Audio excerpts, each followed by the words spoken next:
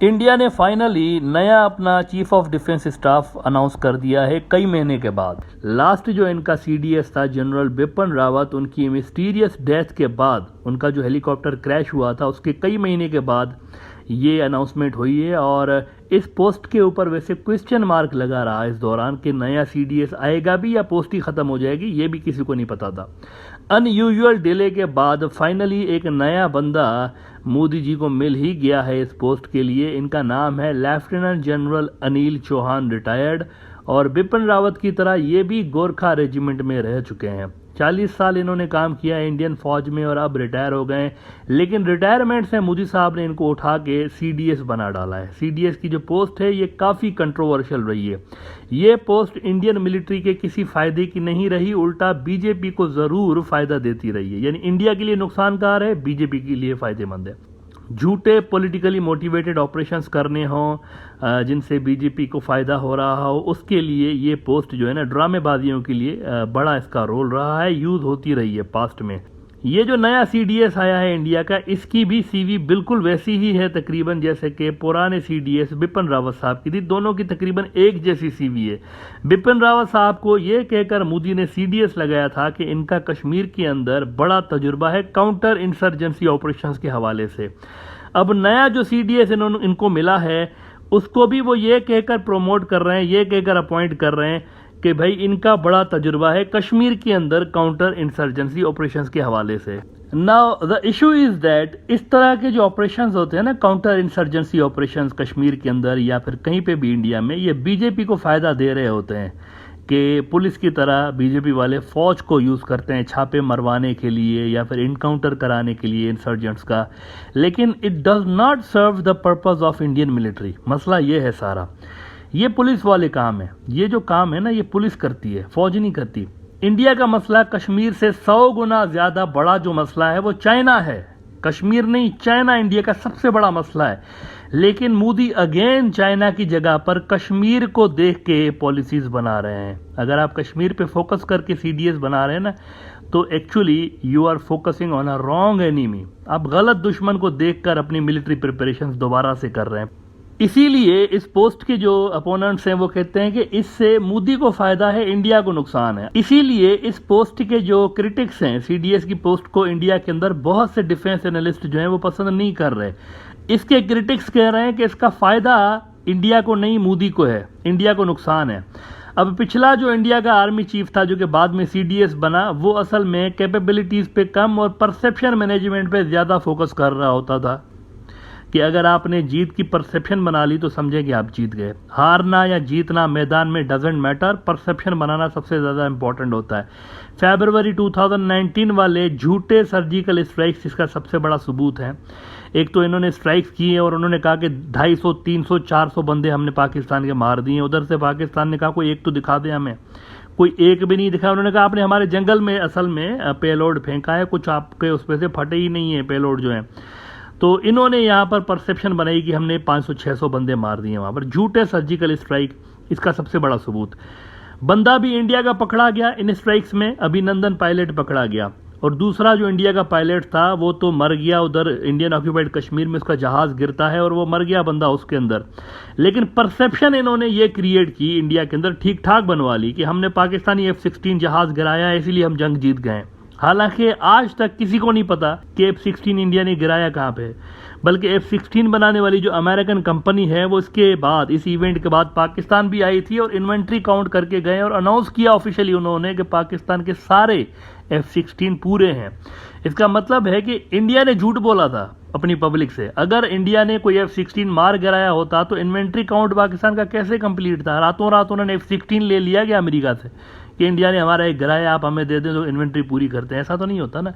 Perception management पे बड़ा focus करते थे बिपिन रावत साहब। अब इनका जो सीडीएस है नया, ये मोदी को कैसे हेल्प कर सकता है ये आप सुने। सीडीएस के 3 काम होते हैं। ये डिफेंस मिनिस्टर के अंडर आता है ना। ये एक बड़ी खतरनाक बात है इंडिया के लिए कि सीडीएस इंडिया का डिफेंस मिनिस्टर के अंदर आता है। पूरी मिलिट्री जो है वो सीडीएस के अंडर और सीडीएस खुद डिफेंस मिनिस्टर के अंडर। और इंडिया का सीडीएस इस वक्त है राजनाथ सिंह साहब, नींबू मिर्ची वाले बाबा जो कि जहाज़ों की पूजा करते हुए नजर आते हैं आपको।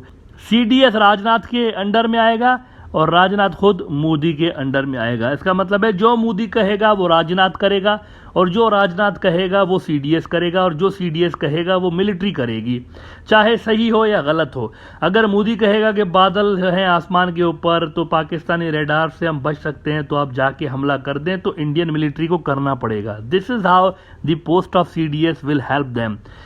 दूसरा काम सीडीएस ये करता है, एक तो उसके अंडर सारे तीनों सर्विसेज चीफ आ गए, दूसरा काम ये करता है कि उसकी हर एडवाइस बाइंडिंग होगी Indian air force, Indian navy, Indian army, तीनों सर्विसेज के लिए। यानी यूँ समझिए एक तरह से ये चीफ हो गया सबका।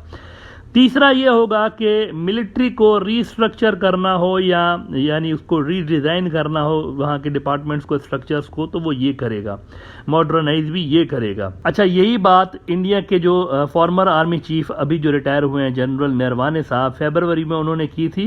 और दूसरा जो इंडियन आर्मी चीफ आया हुआ है जनरल मनोज पांडे, इसने भी एक दो रोज़ पहले कहा था कि हमें रिफॉर्म्स की ज़रूरत है, चाइना के स्टाइल के रिफॉर्म्स की ज़रूरत है। अब चाइना वाला स्टाइल तो ये नहीं है, उनकी बात तो यूँ समझेंगे मोदी ने खट्टे लाइन लगा दी, उसकी तो बात ही नहीं सुनी। मोदी ने किया वही है जो मोदी चाहता था। नए सीडीएस की तैनाती में भी मसले वही हैं जो कि पिछले सीडीएस की तैनाती में थे। अगर ये बंदा कश्मीर की काउंटर इंसर्जेंसी ऑपरेशंस के बलबूते पर लाया गया है तो इसका मतलब साफ है कि इसका थ्रेट नंबर 1, इसकी परसेप्शन जो है ना, थ्रेट परसेप्शन, वो ये है कि Pakistan is our main enemy, और India will keep focusing on Pakistan mainly rather than on China.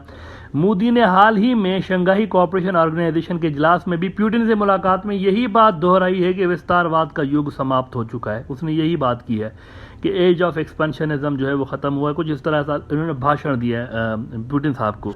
पहले भी ये कहते रहे कि विस्तारवाद का युग समाप्त हो चुका है, ये उनकी गलत असेसमेंट है बेसिकली। देखें ना, चाइना 1000 स्क्वायर किलोमीटर इनका ले गया है, फिर भी वो इस तरह की बातें करते हैं कि विस्तारवाद का युग समाप्त हो चुका है। भाई आपका ज़मीन निकल गई है हाथ से, फिर भी आप कह रहे हैं कि ऐसा नहीं हो सकता आज के ज़माने में। ऐसा हो रहा है, आपके साथ हुआ है, लेकिन फोकस इनका फिर भी देखें कहाँ है, पाकिस्तान, काउंटर इंसर्जेंसी, क्योंकि ये बीजेपी को सूट करता है। ये नैरेटिव, ये वाली जो मिलिट्री है वो बीजेपी को सूट करती है। Anti Pakistan, anti Muslim narrative बनाने में उनको पॉलिटिक्स में हेल्प मिलती है। एक तो ये मसला है। दूसरा ये है कि जैसा कि पहले वाला सीडीएस था, उसी तरह से ये वाला जो इनका सीडीएस है ये हैविली इन्फ्लुएंस्ड होगा बीजेपी से। इसका इमीडिएट बॉस होगा राजनाथ सिंह साहब।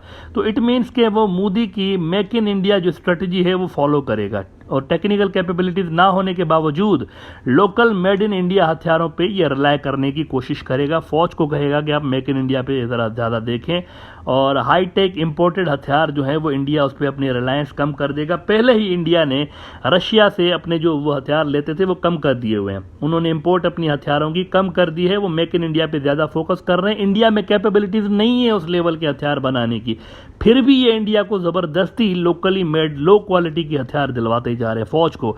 This could create serious crisis for Indian forces, because as I said, अगर आप साइकिल बनाने वाली एक कंपनी है और आपको कहा जाए कि भाई आप हार्ली डेविडसन की बाइक बनाएं मेक इन इंडिया के तहत, तो ये कोई अच्छी बात तो नहीं है। प्रैक्टिकली तो ऐसा नहीं हो सकता ना। अगर आप कुछ बना भी लेंगे उस तरह दिखने वाला, तो वो तो नहीं होगी, वो तो होगी तो लोकल एक लो क्वालिटी की स्कूटी किस्म की चीज़ होगी।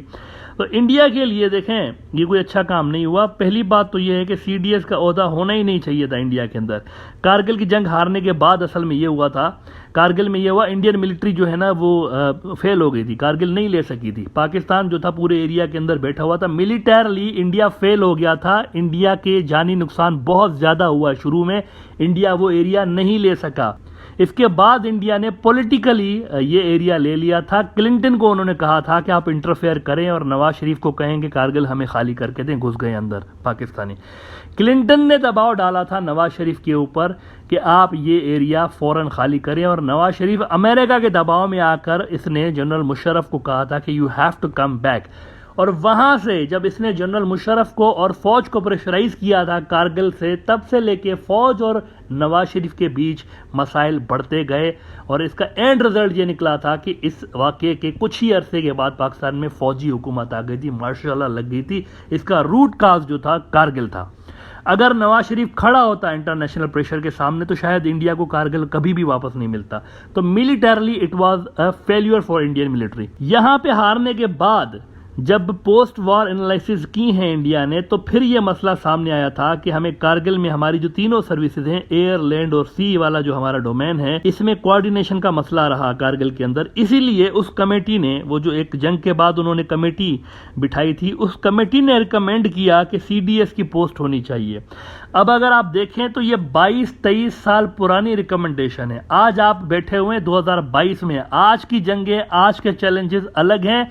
तब इंडिया के पास तो इवन टू फ्रंट वॉर का मसला भी नहीं था, टू फ्रंट वाला थ्रेट भी नहीं था कि उधर से चाइना है, इधर से पाकिस्तान है, ये भी नहीं था। इंडिया के रिलेशंस चाइना के साथ मुनासिब थे। आज इंडिया को टू फ्रंट वॉर वाला मसला भी है और डिफरेंट चैलेंजेस हैं। तो ये जो पोस्ट है सीडीएस की, बेसिकली ये आउटडेटेड है। It will damage Indian military, it will benefit Modi politically.